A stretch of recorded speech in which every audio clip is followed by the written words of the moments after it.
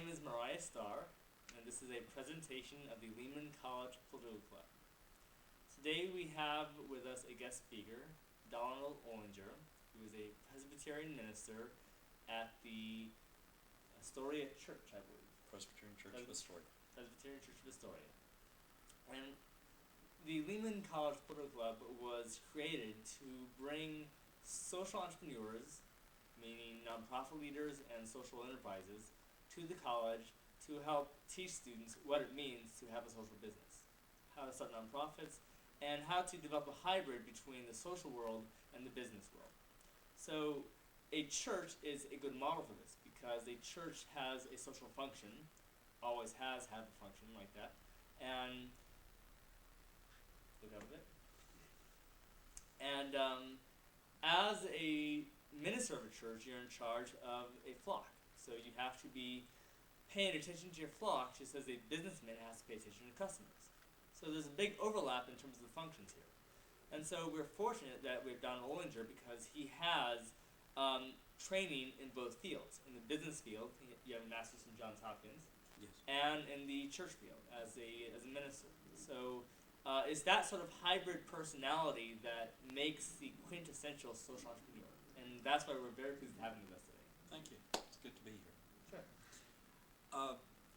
A part of where it's interesting for my situation now is I am getting to use both my business training and my church training, ministerial training, to lead a congregation through some very radical change.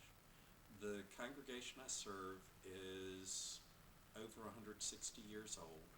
It's currently in a facility that was built in the 1920s, but has gone through 40 years of deferred maintenance. And so at this time, the facilities need over $3 million in repairs and change to bring them up to date. So the church board, back about 6 years ago, asked me to begin to look at what we could do to develop the church, help it to meet its financial needs.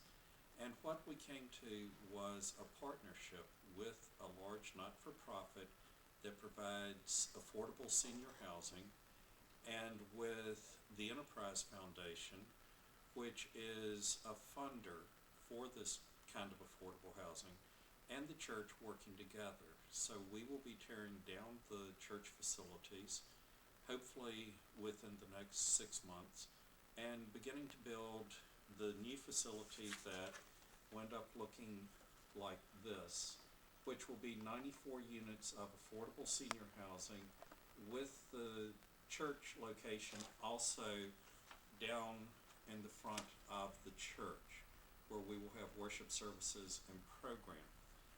It's a way in which the church begins to serve the community in a more functional way.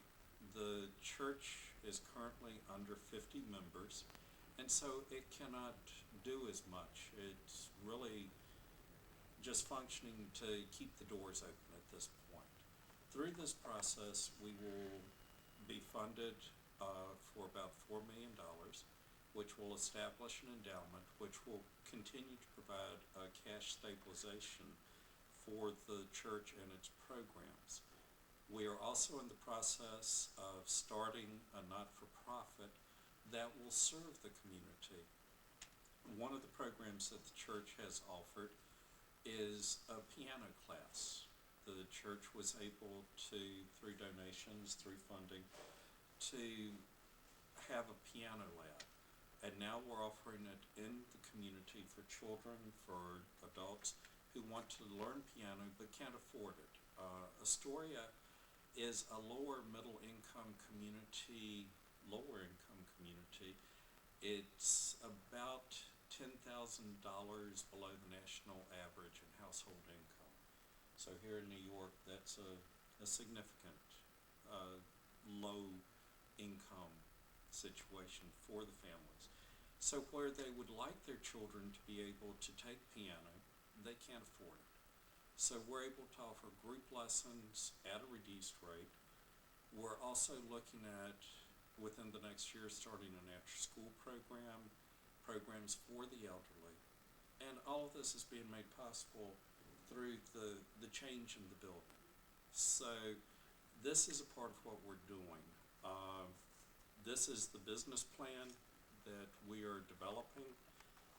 It has our marketing plan. It has all of this.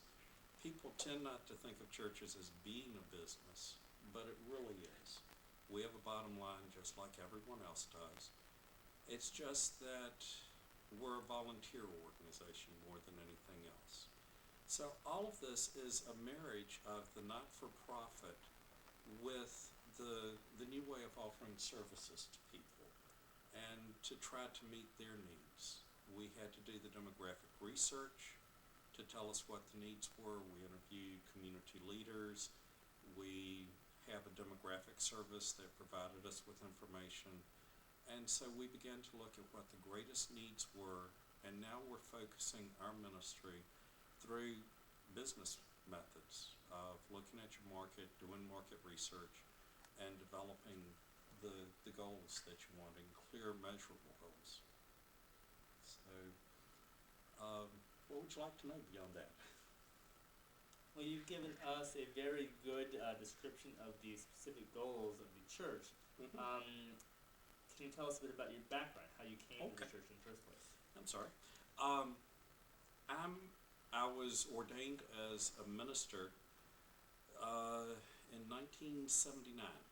I came to the Astoria Church in 1994, having worked as a parish minister in a rural setting and also in a suburban setting, then going back to school at Johns Hopkins to get a master's degree in management.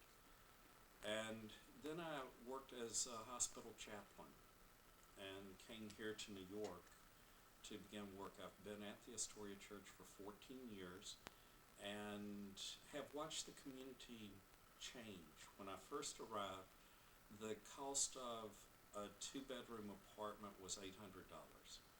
That same apartment today is on the market for about $1,800. And so the cost of living has increased. But as I said, the annual family income is at $51,000 a year, which is very difficult for people to make ends meet. So the church is trying to find a way to begin to serve people and to enrich their lives, not just on Sundays, but throughout the week. Good. Well, I think your background seems to mesh well with the church's goals. And I think one of the problems that we always talk about with regard to social entrepreneurship, it's a very new concept. Mm-hmm. Traditionally, the social sector has been administered by churches and other nonprofit organizations, but they haven't been treated as businesses, which have been more focused on the bottom line. And Right. so what social entrepreneurs do is they combine the traditional bottom line with what's called the social bottom line, helping people, as well as the environmental bottom line. So Right. it's called the triple bottom line. And as a result, what you have people who come from a variety of backgrounds, and you're a good example of that kind of person. Now, one thing we should tell everyone is that you're legally blind. Right. Yes. And how does it work to be both a minister, social entrepreneur, and be legally blind simultaneously? Sometimes good and sometimes bad. I think that probably because of my disability, it's helped me focus more towards the special needs. But having been on the receiving end of services for people who are blind, people with disabilities, I've also become very aware of the wide range of services. If it was a business situation, many of the services would not be tolerated. That's one thing that I think gives the not-for-profit a bad name, is they want to do good, and they do good, but the delivery of services can be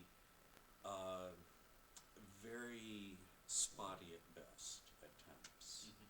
So a part of it is they determine a need, but they don't really talk to their clients and find out what the client actually needs. A good example of this for me as someone who's blind, because I have a job and because I have education, the state looked and said, well, then what is it that you want us to do? And my response was, well, teach me how to be blind. I've only been blind for 10 years. It's not a permanent situation for me. But it was like, well, what do I do? How do I do this? And they didn't know what to do with someone like me. If I didn't have any money, they could send me to school, they could do these things.